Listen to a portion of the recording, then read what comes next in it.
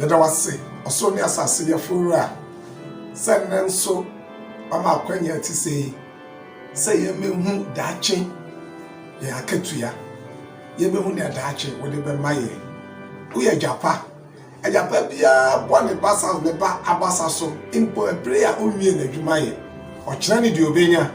na ne ba ne hu de daache de yiro benya a ehye no nkuran e mo de ho ba afore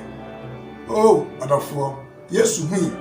wasese binyame sori fie ufuma atwi nipa nyina abata no na ye ni na katia adofo nsi ti asena ye mompai papa ye sakoso da wase agya kronkra wo so se wo do doba ko che yen na nne wayi afi nko asum me ya be ya dehye na wafa mfra ye se ye metena se na wo de adwuma bi de ahye yensa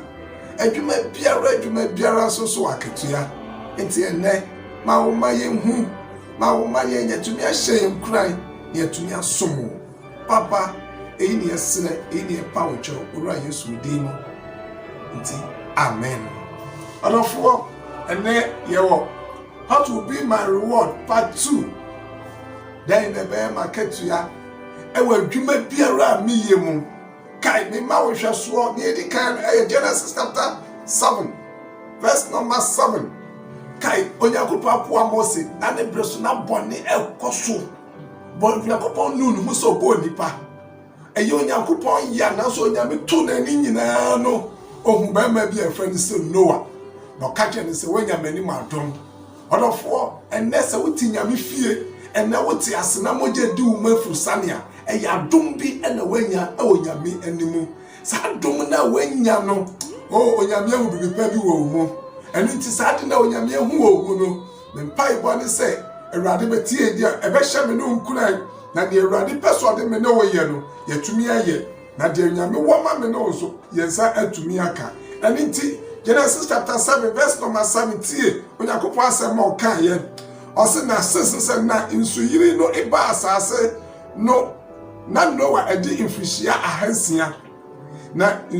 Genesis chapter 7 say na insu eribe yiri ni nti Noah ne ma ne yiri ne ma yiri no ekọ adaka no Noah nyame sumo nyakopo nyina wieye na katua onyaa ne se onyankwaje brea osuyiri no eba ye no bibi adofo emma onyame sumo yese wo sumo apesika se wo sumo obi a emma sika ni wo kan na mo di kan prisho onyankopon ahinie ene ne training kane di aka no oso onyankopon e de bema Noah pray so be sumo onyankopon ma Noah nkwa na Noah nkwa no onyama ne broso ma mi be a friend say Naomi oni no kunu etu kwa ekomo abasase so ampani ampa okom be si wo Israel na mo Naomi ni kunu ekwa ni ne ma benu ne okunu wuye ne ma benu su ko ware ma benu Ruth eni opa Mary my benu su wuye ana Naomi ti say ensu ato ewo ni mamu ebia aba enti o na adwe so besa yakọ ebre oba be kono na ni simu mi nyina asom na so na ba kosom wo nipa ni so ba kosusu fi akomamu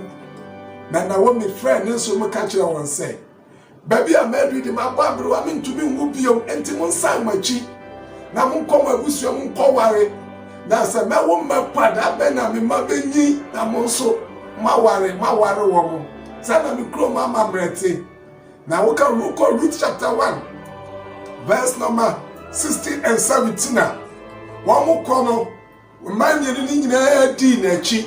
edu baabi no na wo mi saka cho se monsai na opa ye na wo mi etu no sui no feel na no oni ni di nkra na yentie ni Ruth nso kan ye na Ruth kan se enhye mi se mi nyawo mensai mi fi wachi na mi nko na wonko enko ni awoko no meko na ni awosue no na mesue wo man ebeye mi man na wonyankopon aye mi nyankopon osi ni awubewu no na mewu ne ho ara na wo besie me Awurade enye me eyi ene won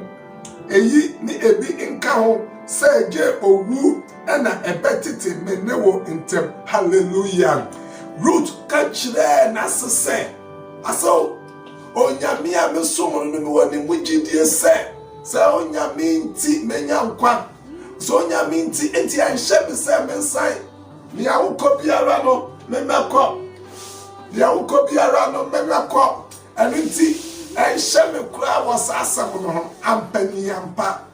Ruth di nsiye edi akoma pa esom nase na womi wamukọ bue wo oh Israel memo no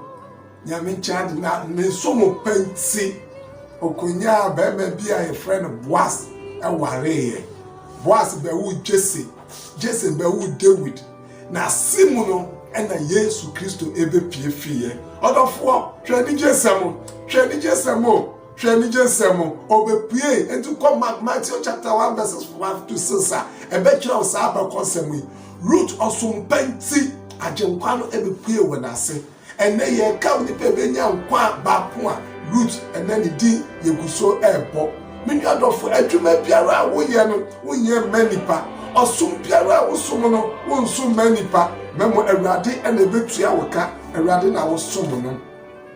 asafoba mini adofo yenhwe yenua baabi ewanfo homa to so imienu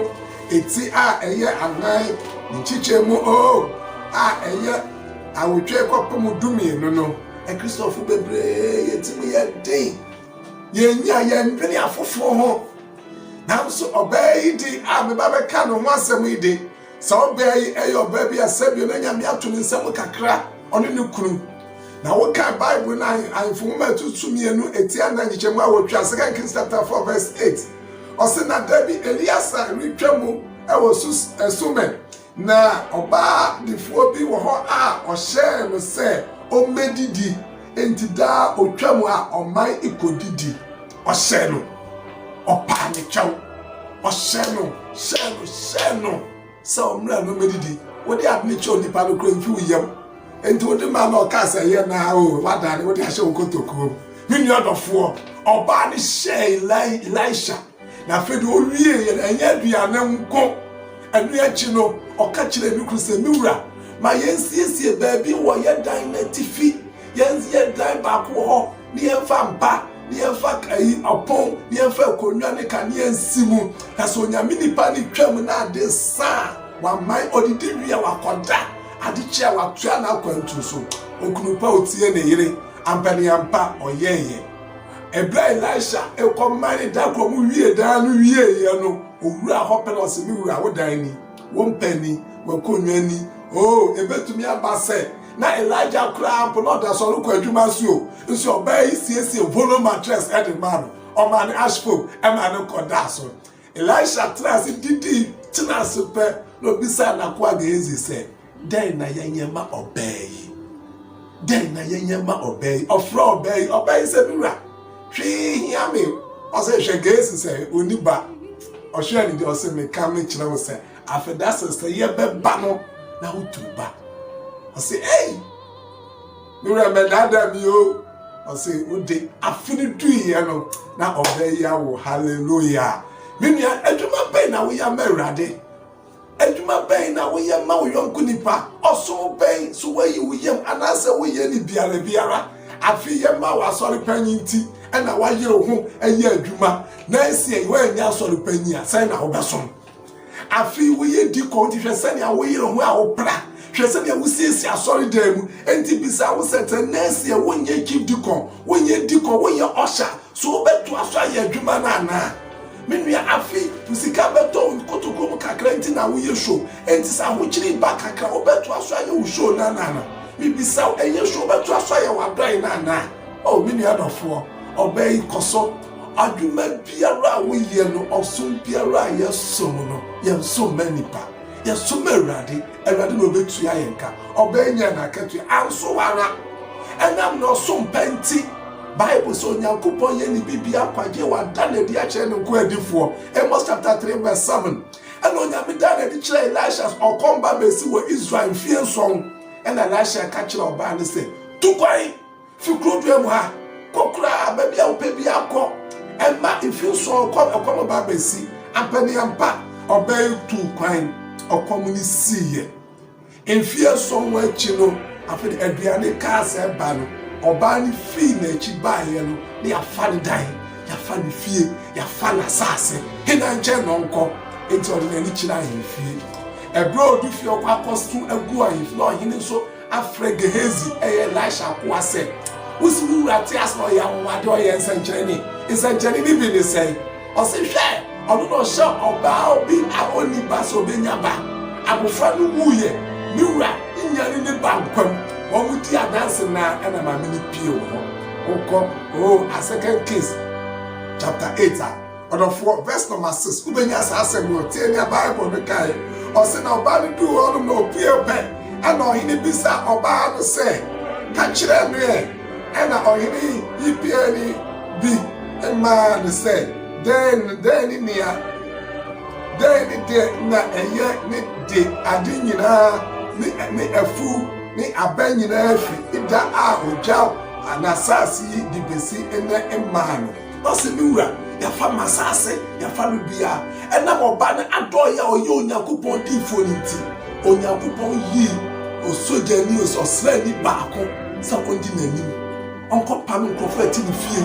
won fa na sase won fa ni fuo ojini nyina esama oba hey mama bride papa